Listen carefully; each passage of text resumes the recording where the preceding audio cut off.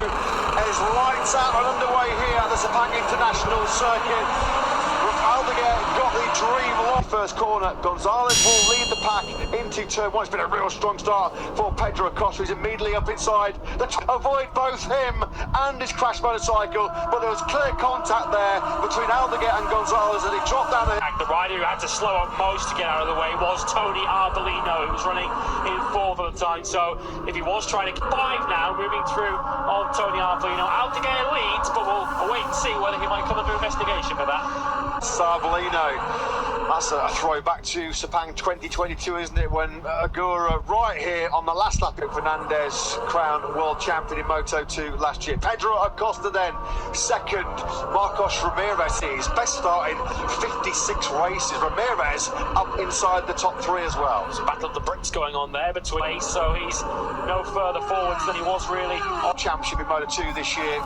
It's one tour to second place. He's got nothing for Aldeguer. Doesn't need to take the big risk to chase down his compatriot, and with no better rides in Moto 2. If he dropped further back down the field to pick up Tony Arbolino after that scare a few laps. We've lost one of the Mastercam riders. The other one is still running, Gonzalez, but he's at the back of the field, and again it's two separate incidents. There it comes, so he's down as well. So two very similar incidents with separate crashes into turn number 9. So Garcia, he is still at Garcia waiting, and he's nowhere near that at the moment.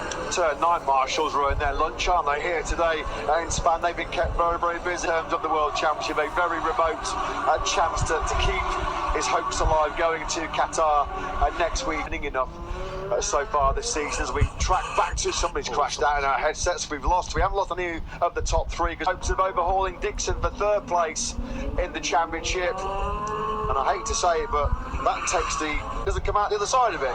Yeah, it's not the first time he's gone down this weekend either. He went down on Friday into turn 1. He's gone down to the top 10. Dixon can't secure third in the championship, of course, here, but he could certainly secure a tighter grip on it, although the Dixon, that's third back to 6th in the World Championship. Aldeguer potentially staring at maybe MotoGP next season. He could still hopes of a top 3 in the World Championship.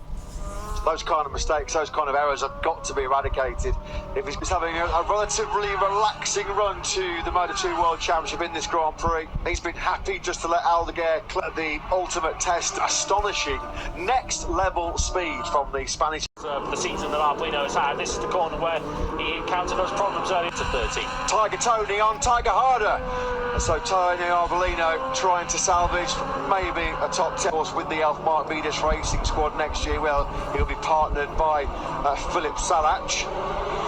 Back 8 of 17, a lap 8 which he has now completed, and he's still in the 206s, and now you have to marvel at his speed, at his consistency, at his concentration. At the moment he has just been inch perfect, has not put a wheel out of line in this Grand 9. Well, last year Tony Arbolino won this race by 11 seconds, but that was because Agura crashed on the very last lap. Aldeguer per sector out of the rest of the field. Acosta is basically just riding against his pit board and just waiting for the checkered flag, and that previous lap, the advantage back over 1 second again. In fact, Lopez is coming under a little bit of pressure now from Agura. Simon Cray for some observation and thoughts down in pit lane. Simon, down to you.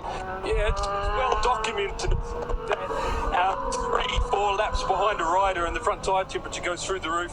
So I think the same would lock in the front. I think it's a good chance that's happening. Yeah, thanks for that, Simon. Yeah, front tyre pressure for Moto 2. There has not been any kind of an issue for runaway race leader Aldeguer. Laps in the 206s. It's just brilliant, absolutely. Pace to admire. He's down in 9th place, the Italtrans Racing team rider. Now, that sees him just over a second, half a second back of Sumke. Chandra's having a lonely ride in 7th place. Chandra's only 2.5 seconds back. 2.7, he was only 0.3 of a second slower than Aldeguer on that last lap. Here's another look at Celestino Vietti's race coming to an end. Both were out of the action very early on, and that's the second crash, unfortunately, for Azroy and Wai, who, as you can see from the number 20 of these ring, is clearly the names further back down the field. As I mentioned, Tiger Harder is still hanging on to it. Well, the gap between them is 0.3 of a second. Coming through the second sector, you'll just be able to catch a glimpse of them in the back of the picture. Ramirez, look. There's a man on this motorcycle, number 54, Fermin Aldeguer. Is he MotoGP bound in? Comes over the finish line, but it's congratulations, all hail 2023. He is the youngest ever Moto2 world champion. Behind him, congratulations, Marcos Ramirez in 5th, Somcat Chanta 6th, Tony Arbolino's title hopes, well, they were slim, they were thin, and they are congratulations. He is your 2023 Moto2 world champion, just the second rider, Reynas. Let the party